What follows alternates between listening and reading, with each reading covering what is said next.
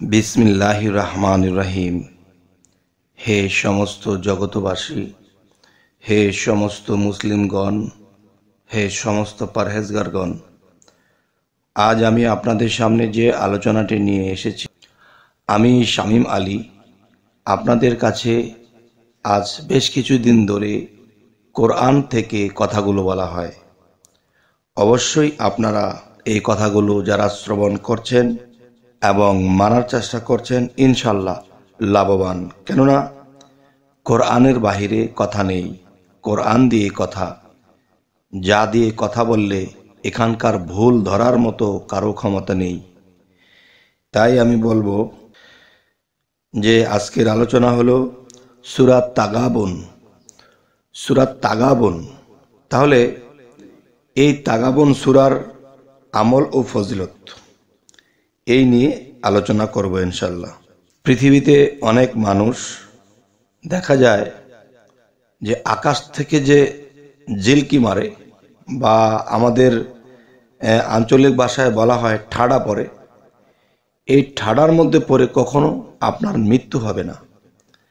এবং দেখা যায় যে পানির স্রোতে কখনো আপনার মৃত্যু হবে না। এবং দেখা যায় যে হঠাৎ করে মানুষে আগুনের মধ্যে বা আগুন এসে উপরে পড়ে যায়, বা আগুনের মধ্যে লোকটা পড়ে যায়, এরকম ধরনের মৃত্যু আপনার হবে না। আর হবে না সেটি হলো সূরা তাগাবুন এর আমল ও ফজিলতগুলো করলে। আচ্ছা, তাহলে এই সূরার আমল ও ফজিলত করলে আর কি কি সুবিধা আল্লাহ আমাদের জন্য রেখেছেন দেখেন। একটা সূরার মধ্যে কিন্তু শত শত, দেখা গেছে শত শত সুবিধা আমাদের জন্য আল্লাহ রেখেছেন, কিন্তু শত শত সুবিধা আমরা নেই না। যার ফলে কি হয় যে আল্লাহ কখনোই আমাদের কাছে দোষী থাকেন না, আমরাই দোষী হয়ে আছি। যে আল্লাহ আমাকে এই বিপদ সেই বিপদ দিলা, আমাদেরকে রক্ষা করলা না, এই কথাগুলো আমরা আল্লাহকে বলে থাকি। কিন্তু আল্লাহ বলে, আমি যে তোমাদের মধ্যে 30 পারা কোরআনকে দিয়েছি, তোমরা এখান থেকে কোনো নিয়ম আইন কারণ কিছুই পালন করনি, যার ফলে তোমরা আজকে বিপদগ্রস্ত। সূরা তাগাবুনের আরো কিছু ফজিলত ও আমলের কথা বলছি। সূরা তাগাবুন যদি কেউ পাঠ করে, যদি কোনো অত্যাচারী ব্যক্তির কাছে যেতে হয় বা কোনো অত্যাচারী ব্যক্তি আপনার কাছে আসে, তখন সেই ব্যক্তির কাছে কিন্তু আপনি অর্থনৈতিক দুর্বল, শরীরের শক্তি দিয়ে দুর্বল, আপনি জনবলে দুর্বল, দেখা যায় সর্বদিক দিয়ে দুর্বল হয়ে পড়েছেন। তখন সূরা তাগাবুন যদি পাঠ করেন, এবং কোন নিয়মে পাঠ করবেন সেটি আমি বলবো। এটি পাঠ করে যখন সেই অত্যাচারী ব্যক্তির কাছে আপনি যাবেন, কিংবা সেই অত্যাচারী ব্যক্তি আপনার কাছে আসবে, আর এটা যখন আপনি পাঠ করা অবস্থায় থাকবেন মনে মনে, আবার অনেকে দেখা যায় এটা তো মুখস্থ থাকে না, তাই তারা আগেই পাঠ করে আসবেন।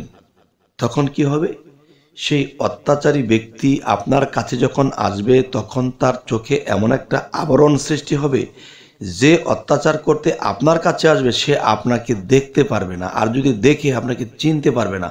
মানে আপনার মধ্যে আল্লাহ এমন একটা আবরণের সৃষ্টি করে দেবে। তখন আপনাকে যদি সে নাই দেখে, তাহলে সে কি করে আপনার অত্যাচার করবে? তাহলে আল্লাহ তাআলার 30 পারা কোরআনের সূরা তাগাবুনের আমল ও ফজিলতের মধ্যে এই কথাগুলো। আচ্ছা, সূরা তাগাবুনের আরো কিছু নিয়ম কারণ আমি পরে বলছি। আগে আমি বলছি যে সূরা তাগাবুন আর কি কি কাজের। দেখা যায় পৃথিবীতে অনেক মানুষ যে টাকা পয়সা এবং দেখা গেছে রিজিকের অভাবে তিনি খুব কষ্ট করতেছে, ছেলে মেয়ে নিয়ে বিভিন্ন চিন্তাযুক্ত হয়ে থাকে।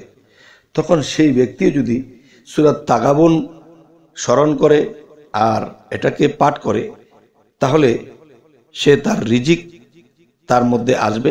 আল্লাহর এটা ওয়াদা এই সূরার মধ্যে। আরো একটি বিষয় বলবো যে অনেক মানুষ আছে যে আল্লাহকে তো ডাকে, আল্লাহকে তো চায়, কিন্তু এর পাশাপাশি তার যদিও রিজিকের অভাব নেই, তার যদিও খাবার দাবারের অভাব নেই, চলার সমস্যা তেমন একটা নেই, তারপরও সেই ব্যক্তিরা অনেক ধন সম্পদ চায় এবং বলে আল্লাহ তুমি ধন সম্পদ দাও, দেখা গেছে মনের মধ্যে আনন্দ নিয়ে তোমাকে ডাকবো, এরকম মানুষও আছে। আবার কেউ আছে যে আল্লাহ তুমি যখন যেভাবে রেখেছো আলহামদুলিল্লাহ, এই কথাগুলো যারা বলে তাদের প্রতি আল্লাহ সন্তুষ্ট যে যখন যেভাবে রেখেছো আল্লাহ আলহামদুলিল্লাহ। যাই হোক, একটা সংসারের মধ্যে 5টা সন্তান থাকলে 5 রকম জ্ঞান, 5 রকম চরিত্র, কিন্তু এ বলে কিন্তু 5 জনই সন্তান এবং এক একজন সন্তানের এক এক মর্জি, কিন্তু বাবা মা বলে কিন্তু সবাই ডাকে। তবে এই জিনিসগুলো এভাবেই বুঝে নিতে হবে, আল্লাহর বান্দাকে দেখা গেছে সব বান্দা এক নয়, কেউ সম্পদ পেয়ে আল্লাহকে ডাকে, কেউ সম্পদ না পেয়ে আল্লাহকে ডাকে, আবার কেউ কোনো কিছু চাহিদা আল্লাহর কাছে করে না, আল্লাহ যেরকম রেখেছে এরকমই। যাই হোক, তবে আজকের কথা হলো, দেখা গেছে আমরা হয়তো কোনো সন্ত্রাস বা কোনো খারাপ লোকের কাছ থেকে আপাতত বেঁচে গেলাম, কিন্তু দেখেন যে আপনার কিছু বিশাল আকারের ধন সম্পদ আছে, স্বর্ণ গয়না টাকা পয়সা বহু আছে। এখন এগুলো হয়তো আপনার কাছ থেকে যারা সন্ত্রাসবাদী, যারা অত্যাচারী লোক, তারা আপনার কাছ থেকে এগুলো ছিনিয়ে নিয়ে যেতে পারে। তখন ধন সম্পদ রক্ষা করাও তো ফরজ। তখন রক্ষা করতে গেলে তো আপনি পারবেন না, কারণ তাদের দলশক্তি, তাদের গায়ে শক্তি, তাদের অর্থশক্তি, সকল শক্তির কাছে আপনি পারবেন না, আপনাকে গ্রাস করবে। তখন কি করবেন?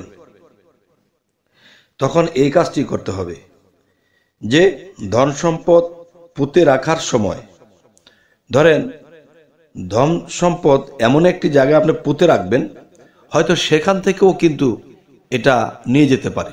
তখন কি করবেন? তখন সূরা তাগাবুন পাঠ করতে হবে। পাঠ করার সাথে সাথে দেখা গেছে যে এই জিনিসটি এমন এক জায়গায় পুঁতে রাখতে হবে, তখন এই তাগাবুনের যে আল্লাহ গুণ ক্ষমতা রেখেছেন, সেই গুণ ক্ষমতায়, সেটার উছিলায় আল্লাহ আপনার সম্পদকে গচ্ছিত রাখবে। আপনি যদি পরেও কখনো আসেন, তাহলে আপনার সম্পদ আপনি সেখান থেকে ফেরত পাবেন। আচ্ছা, তাহলে কোনটা কোন নিয়মে কিভাবে কি করতে হবে আমি সে বিষয়ে বলছি ইনশাল্লাহ, একটু লক্ষ্য করে শুনবেন।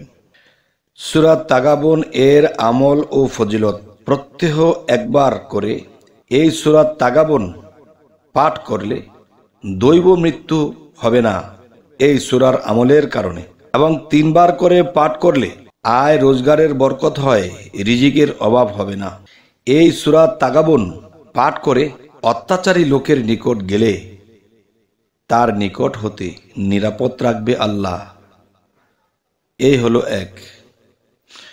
আর এক হলো, ধন সম্পদ আপনি লুকিয়ে রাখতে চান, পুঁতে রাখতে চান, রাখুন। এমন একটি জায়গায় পুঁতে রাখবেন যে জায়গায় রাখার সময় আপনি সূরা তাগাবুন পাঠ করবেন, সেই গচ্ছিত সম্পদ সম্পূর্ণ নিরাপদ রাখবেন আল্লাহ। সুবহানাল্লাহ, আলহামদুলিল্লাহ।